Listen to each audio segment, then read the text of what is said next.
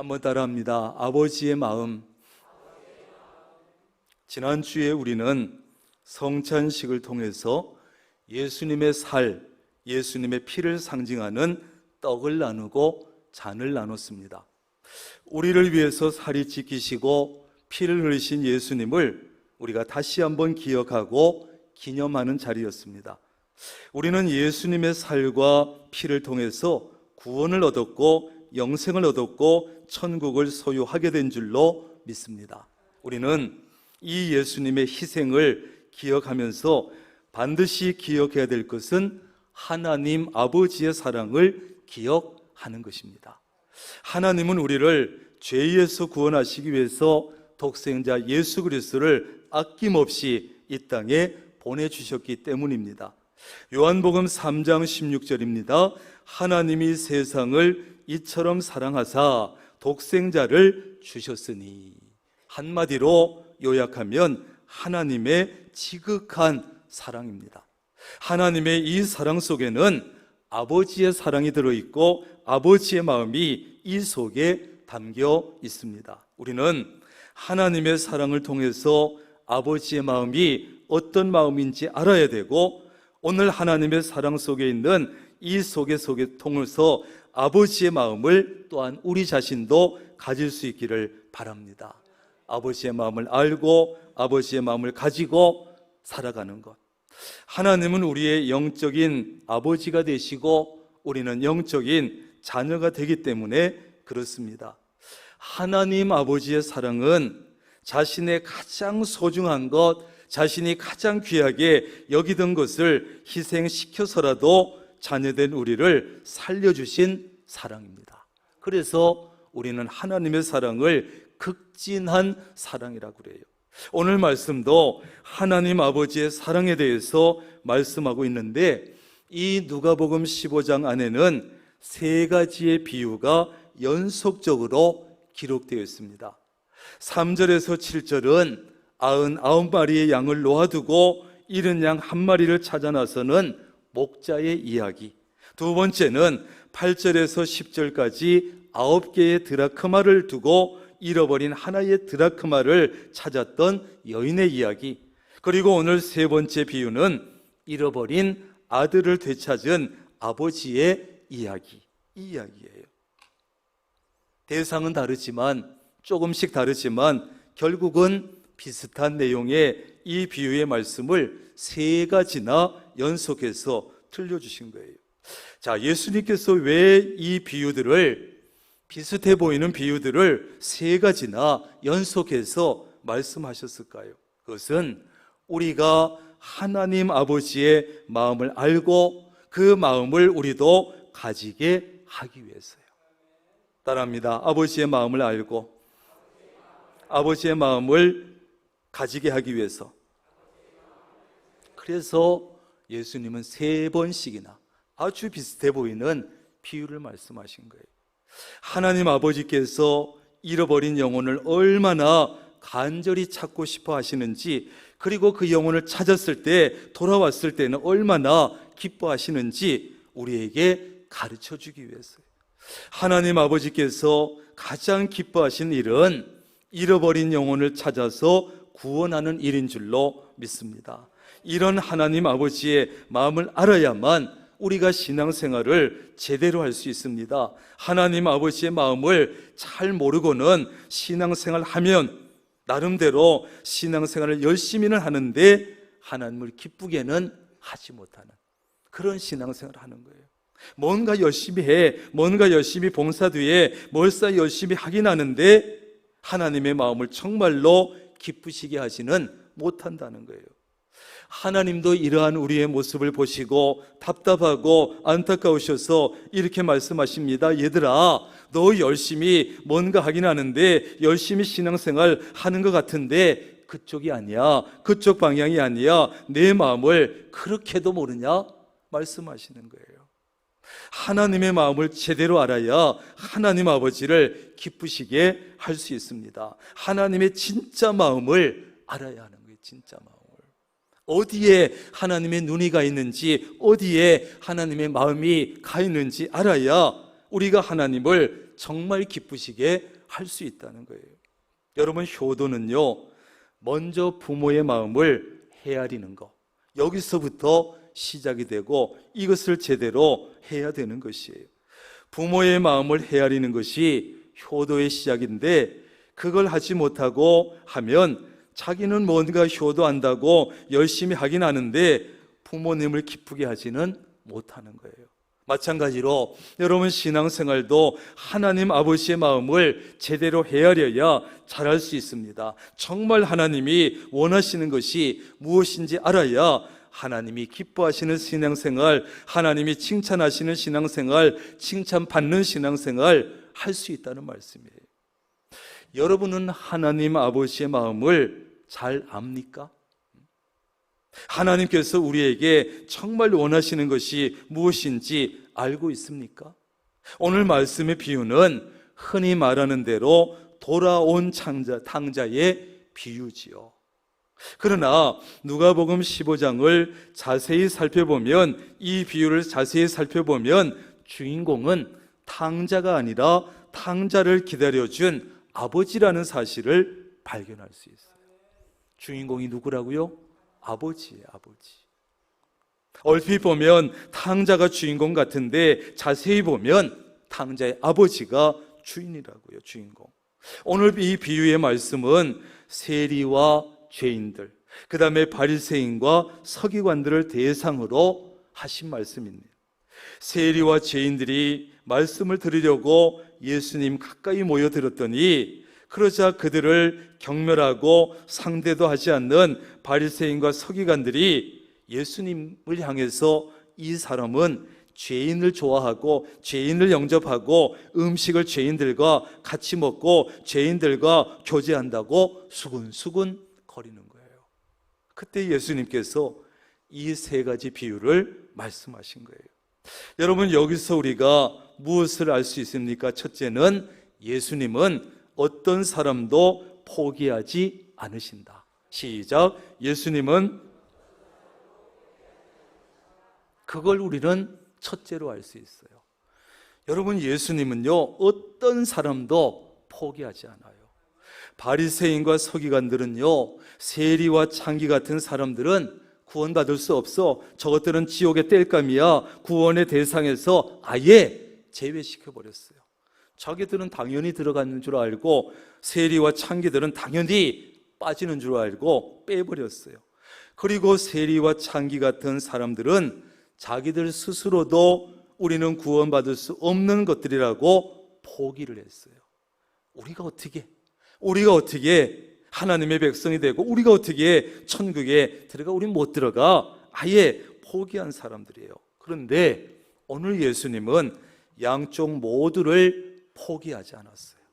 세리와 창기 같은 모두가 인정하는 죄인들도, 그리고 스스로 자기들을 의롭게 여겼던 바리새인과 서기관들도 예수님은 포기하지 않으셨어요.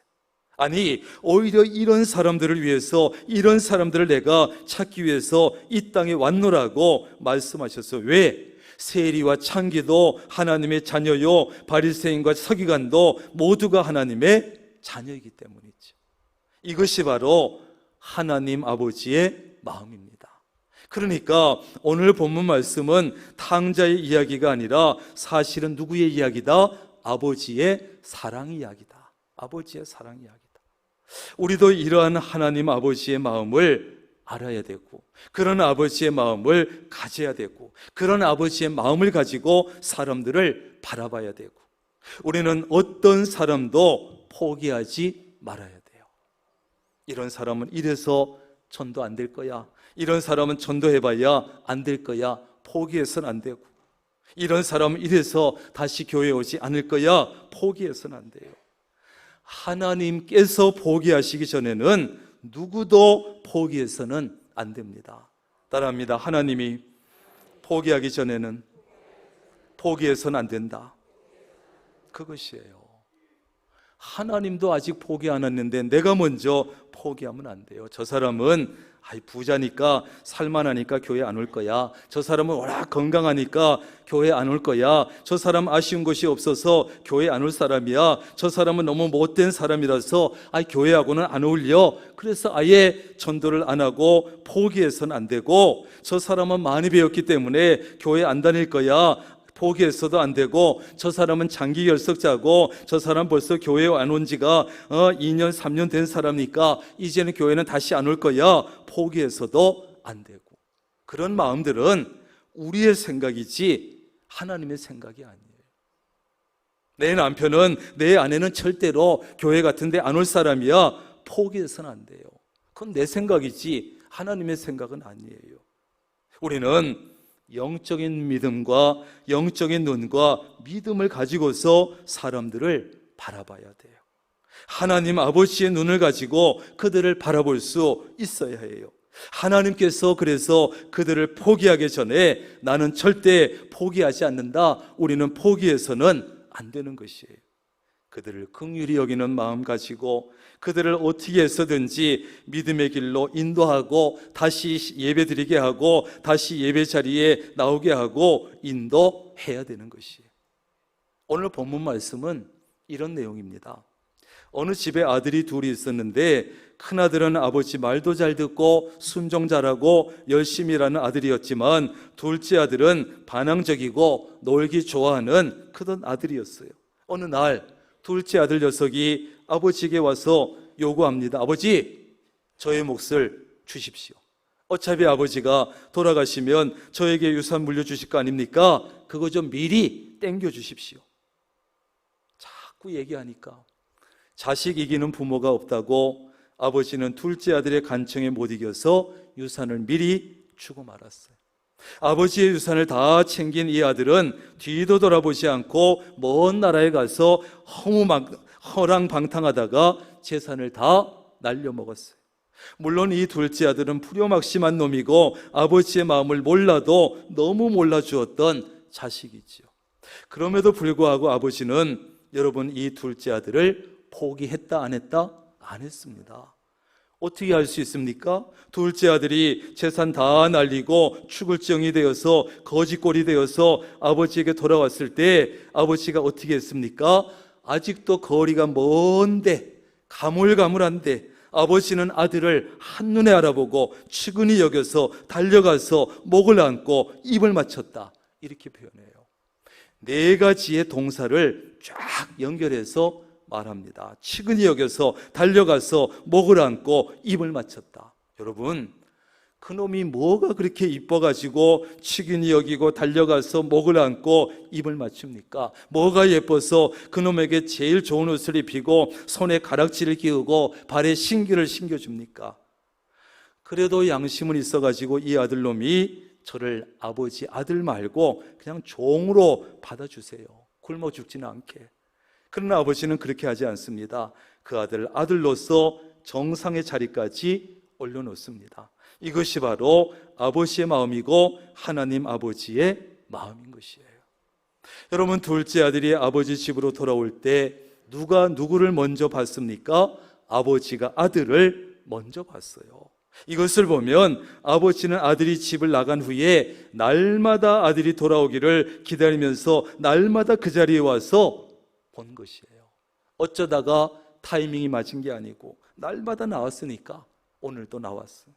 아버지는 왜 아들을 기다렸을까요? 여러분, 아들이 가지고 나간 재산이 아까워 가지고 돌아오면 회수하기 위해서 기다렸습니까? 돌아오면 야단치기 위해서 기다렸습니까? 아닙니다. 다른 이유가 하나도 없고 아들을 사랑했기 때문에. 뭐 했기 때문에요? 사랑했기 때문에요. 여러분, 이것이 바로 아버지의 마음이에요. 하나님은 우리가 불신자들에게 또 장기 열석자들에게 이런 아버지의 마음을 가지고 다가갈 수 있기를 원하십니다. 누구의 마음이요? 아버지의 마음. 아버지의 마음. 아직 예수 믿지 않는 사람, 또 등록은 되어 있지만 장기 결석하고 있는 사람들에게 이런 아버지의 마음을 가지기를 원하시는 거예요. 독일 루터 교회의 어느 목사님이 기차로 여행을 하게 됐는데 옆자리에 쳐다보니까 청년이 앉아 있는데 근심 어린 얼굴을 하고 있는 거예요. 그래서 말을 걸었습니다. 여보게 젊은이, 아니 무슨 근심이 있는 것 같은데 나하고 이야기를 좀 나눌까? 그랬더니 이 청년이 귀찮은 듯이 고개를 창으로 돌리고 아무 대답도 하지 않았어요. 이 목사는 다시 그의 손을 잡으면서, 이봐 젊은이, 나 사실은 루터교회 목사인데 뭐 고민되는 것이 있으면 나하고 하나님께 기도하면 어떨까? 그제서야 그 청년이, 아, 목사님이시군요. 실은 이제 1시간 반쯤 더 가면 우리 집이 나옵니다. 저는 고향에서 홀 어머니 모시고 가수원을 돌보다가 가수원 일이 너무 하기 싫어가지고 1년 전에 집에서 많은 돈을 훔쳐가지고 도망쳐 나왔습니다. 돈을 많이 벌어가지고 갚아드리려고 했는데 다 탕진해버렸습니다. 그래서 얼마 전에 어머니에게 편지를 했습니다. 언제 몇 시쯤 기차로, 몇 시 기차로 내가 집을 지나갈 테니까 저를 용서하실 마음이 있다면 제일 큰 사과나무에다가 수건 하나만 걸어주세요. 그러면 제가 용서하신 줄 알고 내리겠습니다. 저는 목사님 마음이 떨려서 내다볼 수가 없으니 목사님이 좀 내다보다가 말씀해 주세요. 내가 내다봐 주지. 그리고서 기차가 드디어 그 청년의 집에 이르렀을 때 목사님의 눈에 큰 사과나무가 하나 보이는 거예요. 그런데 그 사과나무에는 수건 한 장이 걸려 있는 것이 아니라 가지마다 수건들이 전부 걸려 있었고, 어머니는 보니까 높은 언덕에 서가지고 긴 앞치마를 막 휘두르고 있는 거예요. 어머니는 수건 한 장만 걸어놨다가 혹시 아들이 보지 못할까봐 가지마다 수건을 걸어놓고 그것도 부족해서 언덕에 올라가서 앞치마를 축으라고 흔들고 있었던 거예요. 이것이 아버지의 마음이죠. 자식이 아무리 못된 짓을 했다 할지라도 부모는 그 자식을 다 용서하고 그 자식이 돌아오기를 기다립니다. 이것이 바로 부모의 마음이에요. 하나님 아버지의 마음인 것이죠. 우리도 장기 결석자들 향해서 아버지의 마음을 예질 수 있기를 바랍니다. 아버지의 마음, 부모의 마음. 아니 왜 교회에서는 우리 구역에다가 저런 말이야 예배도 잘 안 드리고 주일도 안 지키는 장기 결석자들을 보내주셔가지고 신경 쓰이게 하나? 총출석 주일 때마다 왜 저 사람들 때문에 신경 쓰이게 하지? 저 사람들은 좀 다른 구역으로 보냈으면 좋겠어. 그것은 아버지의 마음이 아닌 것이에요. 그런 얘기들을 들을 때 참 마음이 아파요. 아니 왜 저런 사람들을 우리 구역에 보내가지고 말이야 신경 쓰이게 하냐고. 착실한 교인들만 보내주지. 아버지 마음은 아니에요. 오늘 탕자와 아버지가 만나는 이 장면을 보면 누가 누구에게 달려갔습니까? 아버지가 아들에게 달려간 거예요. 영국의 스펄전 목사님은 이 감동적인 장면을 이렇게 묘사했습니다. 탕자가 한 걸음 옮길 때 아버지는 10걸음을 달려가셨다. 이게 아버지 마음이니까. 이것이 아버지의 마음. 하나님은 우리가 이런 아버지의 마음을 가지고 불신자들에게도 장기결석자들에게도 다가가고 찾아가고 그들에게 다가가기를 원하시는 거예요. 우리 교회 안에 있는 장기결석자, 그들의 과거를 묻지 말고, 여러분 다 사정이 있어요. 등록은 했지만 결단하고 따라왔지만 나오지 못할 사정이 다 있다고. 그런데 우리는 그들을 뭐라 그래? 아니 왜 안 다닐 거면 등록이나 하지 말지, 왜 등록해놓고 왜 우리를 귀찮게 하나? 과거를 묻지 말고 우리는 찾아 나서야 돼요. 들어보면 다 사정이 있다니까. 그들이 찾아오기 전에 먼저 우리가 그들에게 다가가야 되고, 그들이 한 걸음 다가오기 전에 올 때 우리는 10걸음을 다가가야 되는 거예요. 아까 그 어머니처럼 할 수 있는 걸 다 해보는 거야. 수건 한 장 안 되면 10장을 걸고, 10장이 안 되면 치마라도 흔들어야지. 오늘 아버지는 둘째 아들의 과거를 묻지 않습니다. 야, 이 녀석, 내가 그렇게 말렸는데 왜 집을 나갔어? 그 많은 돈 가져다가 뭐 했어? 한마디 묻지 않았어요. 아버지는 과거 묻지 않고 따지지도 않고 무조건 용서하고 아들의 있는 모습 그대로 받아주셨어요. 그 아들을 위해서 잔치까지 베풀면서 진심으로 기뻐해 줬어요. 하나님은 하나님의 품으로 돌아오는 사람들의 과거를 묻지 않습니다. 너 전에 잘 나갈 때는 나를 거들떠보지도 않더니, 전에 너를 전도하던 사람들 그렇게 핍박하더니, 전에 교회 다니던 사람들 그렇게 비웃더니 뻔뻔스럽게 이제 뭐하러 왔어? 절대 과거를 묻지 않아요. 야단치지 않아요. 돌아오는 사람은 무조건 기뻐해 주시고 진심으로 기뻐해 주십니다. 한 사람이 돌아올 때 천국에서는 잔치가 열린다 그러잖아요. 하나님은 여러분이 하나님의 품에 안길 때, 여러분이 예수 처음 믿을 때, 여러분이 신앙생활 하다가 중단했다가 돌아올 때도 그렇게 해주신 거예요. 그래서 저도 이곳에 있고 여러분이 이 자리에 있는 것이에요. 하나님이 포기하셨다면, 누군가를 보내서 여러분을 살리지 않으셨다면 이 자리에 없을지도 몰라요. 우리는 이런 하나님 아버지의 마음을 알고 과거에 어떤 사람이든 하나님 품으로 인도해 오시기를 바랍니다. 그런데 오늘 이야기는 여기서 끝나지 않는다는 사실이에요. 25절부터 큰아들이 등장하는데, 큰아들은 밭에서 열심히 죽으라고 일하다가 집에 돌아오는데 쿵작쿵작 잔치 소리가 들리고 음식 냄새가 나고 고기 냄새가 납니다. 동생이 돌아온 얘기를 다 듣습니다. 아버지가 한 것도 다 듣습니다. 그때 큰아들이 어떤 반응을 보였습니까? 28절에 보면 화를 내고 집에도 들어가지 않으려고 하고 완전히 삐졌습니다. 결국 아버지까지 나와서 들어가자 했지만 큰아들은 아버지에게 따지고 자기 섭섭한 마음을 다 얘기합니다. 아버지, 나는 말이죠, 저놈이 밖에 나가 아버지 재산 당진할 때 난 집에서 아버지 모시고 죽으라고 일했을 때 염소 새끼 한 마리라도 삶아줬습니까? 그때 아버지의 마음이 참 아팠을 거예요. 여러분, 물론 작은 아들도 아버지의 마음을 몰랐지만 큰 아들도 아버지 마음을 전혀 헤아리지 못했어요. 아버지는 작은 아들이 돌아온 것을 그렇게 기뻐했지만 큰 아들은 조금도 기뻐하지 않았어요. 아버지가 기뻐하신 일에는 관심이 없고 자기 생각만 했고, 아버지 감정은 생각하지 않고 자기 감정만 생각했어요. 그가 진짜 효자였고 정말 아버지 마음을 헤아렸다면 큰아들은 동생을 찾아 나서야지요. 동생을 찾아다가 어떻게 하든지 아버지 앞에 데리고 와야지요. 큰아들은 얼핏 보면 효자 같지만 전혀 효자가 아니었어요. 동생이 돌아온 탕자라면 형은 집에 남아있던 탕자였습니다. 그런데 여러분, 이 큰아들의 모습 속에 혹시 우리의 모습이 들어있진 않은가 생각해 봐야 돼요.